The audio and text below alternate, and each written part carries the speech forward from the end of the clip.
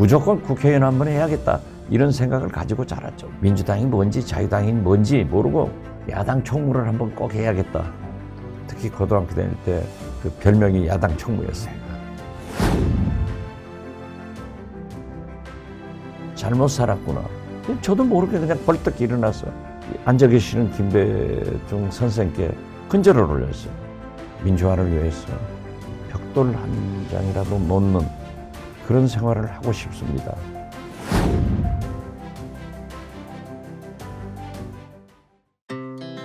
Our hearts beat to the city streets. We began to feel the fire. We wanna chase the night, wanna dance to the light. Pull the stars from the sky, just two hearts running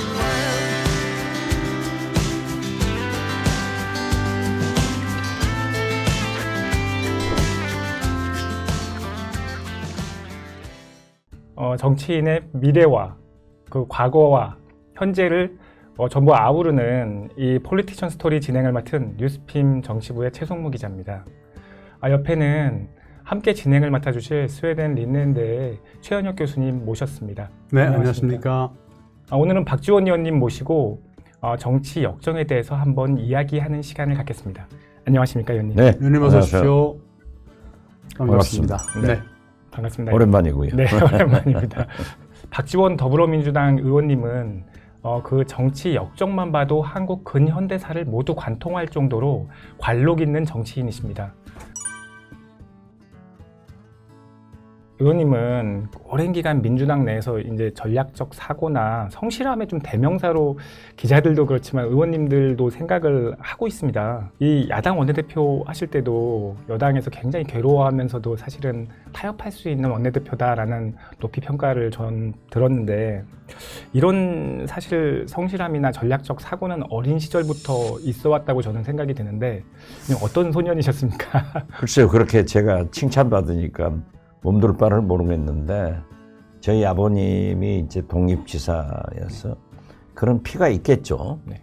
그런데 진도에서 저희 집안이 늘 국회의원에 나가고 도의원 이런 게 나가니까 주위에서 그러한 것을 보고 자랐고, 국회의원을 해야겠다 하고 이제 중고등학교 다닐 때 보면은 김영삼 원내 총무가 펄펄 날렸잖아요. 그러니까 나는 야당 총무를 한번 꼭 해야겠다. 그래서 제가 늘 학교 다닐 때, 특히 고등학교 다닐 때 그 별명이 야당 총무였습니다. 예. 어렸을 때 진도에서 태어나셨죠? 네, 그 당시에 그렇습니다. 진도는 어떤 도시였었습니까? 진도는 그 전라남도 유배지로 장안군과 진도군이 대표적입니다. 그래서 저희도 유배돼서 그 후손들로 살았기 때문에 또 그 훌륭한 학자들이 많이 진도로 유배해 와서 거기서 교육을 시켰기 때문에 한국화, 서예, 특히 국악 이런 것에 대해서 분위기가 아주 좋은, 가난하면서도 평화로운 그런 섬이죠. 네. 그럼 그 당시에는 정치적인 현안이 무엇이었을까요? 지금과 비교해 본다면? 저희 어머님이 네. 이승만 대통령이 처음으로 진도를 오셨대요. 근데 어머님이 여성 대표로 이승만 대통령하고 악수를 했다고, 어렸을 때 그 기억이 나요. 내 손을 명주로 싸가지고 있어야겠다고. 네. 대통령하고 악수했다고. 대통령이 상감이라고 생각하는 그런 거기 때문에 어떤 정치적 이념은 없었어요. 그는 단 이제 우리 그 집안에서 정치를 하겠다고 하는 인척 형님 아저씨들이 다 민주당을 했어요. 자유당을 하지 않고.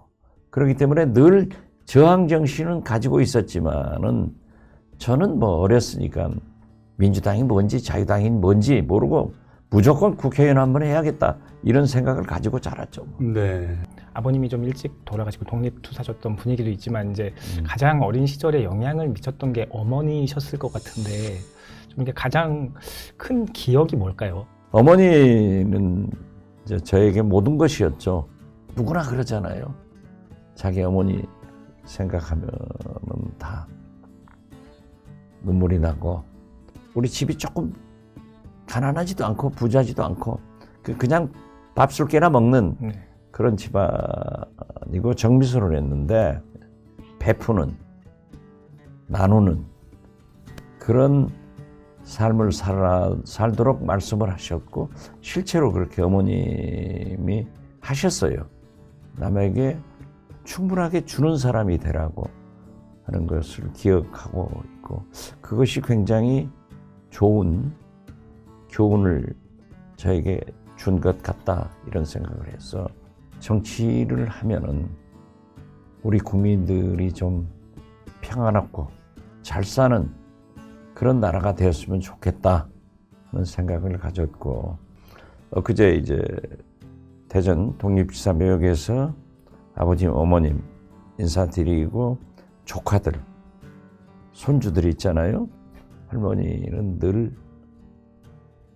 모든 것을 함께 나누어 갖는 그런 공동체 의식을 강조하신 분이기 때문에, 혼자 소유하려고 하지만은 말고 이렇게 나누어 갖는 그런 생각을 가져라 하는 얘기를 했습니다. 네. 박 의원님의 말씀을 듣다 보면 느껴지는 게 뭐냐면은, 인연이라고 하는 것은 선택과 자신의 의지에 따라서 만들어지는 것이지 우연히 찾아오는 것은 아니다라는 걸 느꼈습니다. 한국의 진도에 계시다가 또 미국으로 가셨습니다. 그 과정을 조금 설명해 주시죠. 제가 LG에 들어갔었어요. 저희 큰 형님이 이 회사에서 미국으로 가셨어요. 그래가지고 미국 가서 형님 회사에 잠시 있다가 나와서 독립을 해가지고, 저는 진짜 이 모든 일을 열심히 해요. 치열하게 한다고. 그래서 어느 정도 성공을 했죠.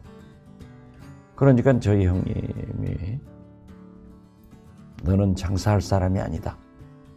정치를 해라. 좀 긍정적으로, 진보적으로, 진취적으로 생각한 결과가 이루어졌다, 저는 그렇게 봐요. 그 이루어진 것이 뭐 사회적으로 성공, 실패 이런 개념이 아니라, 내가 성취하고 싶은 것들로 가고 있다.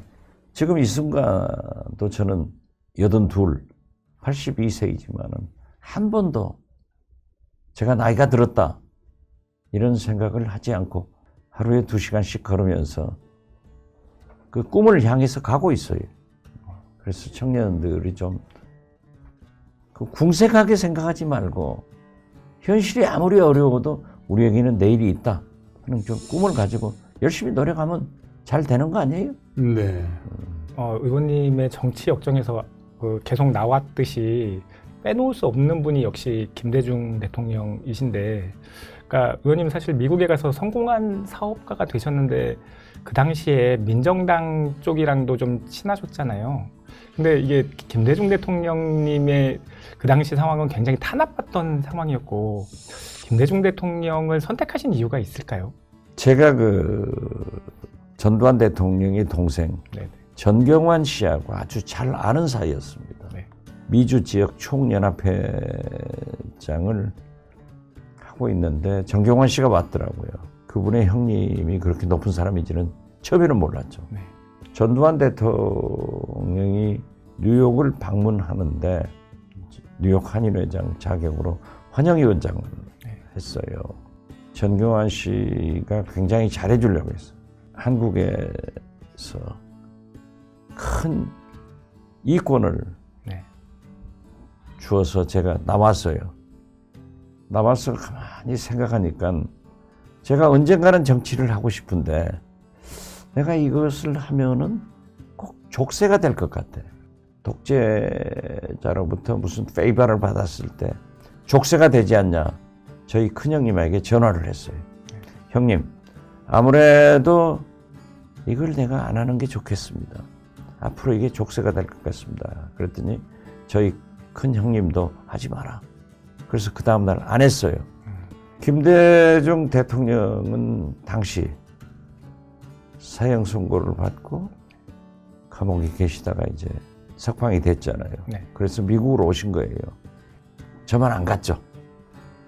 왜냐하면은 이 전두환 그쪽하고 관계가 있으니까. 도저히 이래서는 안 되겠다 하는 생각이 있어서 친구의 소개로 김대중 선생을 찾아갔어요. 네. 제가 간다고 하니까 사람들이 많이 오는데 일체 집을 다 비우고 혼자 계시더라고요. 내가 참 잘못 살았구나. 저도 모르게 그냥 벌떡 일어나서 앉아 계시는 김대중 선생께 근절을 올렸어요. 울면서 선생님, 제가 잘못 산 것 같습니다. 이제부터라도 민주화를 위해서 벽돌 한 장이라도 놓는 그런 생활을 하고 싶습니다. 근데 저보다 일어서라 하더라고요. 박지원 회장이 전두환 대통령을 환영했다고 해서 부담을 갖지 마라. 그것은 당연히 전두환 대통령을 환영한 게 아니라 미주지역 총연합회 회장으로 환영한 거니까 괜찮다. 네. 그리고 저에게 감동을 준 게 박 회장은 이미 우리 대한민국에 큰 기여를 하고 있다. 박 회장이 수입해오는 그 한국 물품 때문에 우리 한국 노동자들이 고용당해서 소득을 올리고 우리 경제에 도움을 주고 있지 않느냐. 그러면서 나를 좀 도와주라. 그때부터 저는 밀사 역할을 많이 했던 것 같아요. 네. 편지가 다 검열돼 가죠. 네. 그래서 저한테 써주면 제가 가지고 가서 한국에서 나눠드리고 답장 받아오고. 당시에는 김대중 선생이 정치를 한다. 뭐 앞으로 재계에서 대통령 된다 하는 것은 꿈에도 생각 못할 때였죠. 네. 그런 인연으로 이제 김대중 대통령을 모시게 됐습니다. 네. 그 이후에도 이제 그 대통령 대선 패배와 그 정계 은퇴 그리고 다시 복귀해서 대통령이 되시기까지 이렇게 오랜 기간을 함께 하셨고 김대중 정부에서 의원님께서 문화관광부 장관과 대통령 비서실장으로 김대중 정부 하면 또 박지원이 생각난다는 분도 계십니다. 이렇게 실세 역할을 하셨는데 또 이게 노무현 정부가 들어서자마자 또 옥고를 좀 치르시기도 하시고 지금 좀 판단해 보시면 이제 김대중 정부를 어떻게 좀 스스로 평가하시고 아쉬운 점은 좀 뭐였다고 보세요? 글쎄요, 먼저 13대 국회 때 네. 김대중 총재께서 저를 부르시더니 비례대표를 해라. 네네. 그런데 그때는 당에 공식적으로 돈을 내던 세상입니다. 네네네. 그래서 얼마를 갖다가 총무위원장 하시는 최영근 울산 국회의원 네. 있었죠. 그분한테 드려라 했는데 준비를 했어요. 근데 제가 미국 동부고 서부도 또 있으니까 네. 이런 것으로 해서 밀려서 안 됐어요. 저는 이제 돌아가는데 김대중 총재님이 굉장히 아쉬워하셔요. 그래서 제가 김대중 총재님이 만들었던 미국 인권문세 연구소를 이영작 박사, 네. 유종근 박사하고 같이 해 왔었어요. 이제 거기를 전문적으로 하고 있었는데 14대 이제 비례대표 국회의원이 됐어요. 선거 끝나고 미국 집에 가 있는데 전화를 주셨더라고요. 네네. 전화를 주셔서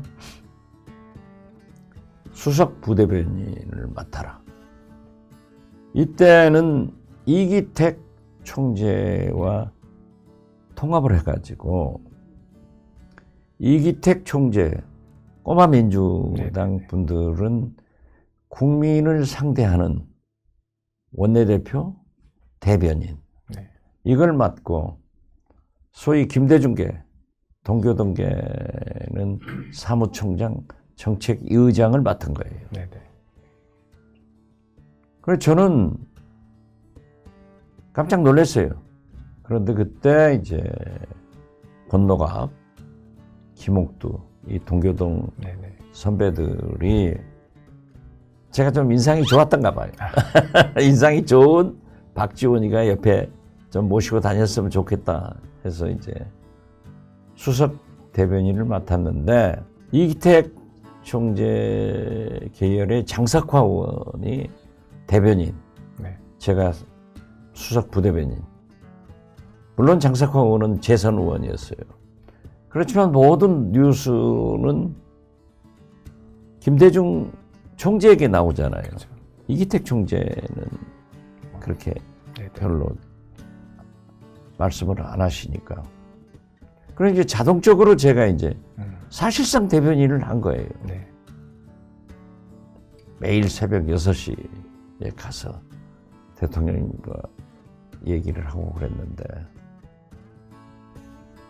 사실 민주당은 김대중 후보가 낙선을 하더라도 실망하지는 않았습니다. 우리는 또 4년 있다가 김대중이 있다. 그러니까 뭉치자, 싸우자, 이기자 이 생각을 가지고 했죠. 그래서 마지막 떨어졌을 때는 이제 영국으로 가셨지만은 소위 강창성, 문희상, 박지원을 이기택 총재한테 이제 시집 보낸 거죠. 저는 거기서도 대변인을 했는데 그런 과정을 겪으면서도 우리 민주당은 동교동은 호남은 한 번도 우리에게는 대통령 후보 김대중이 있다.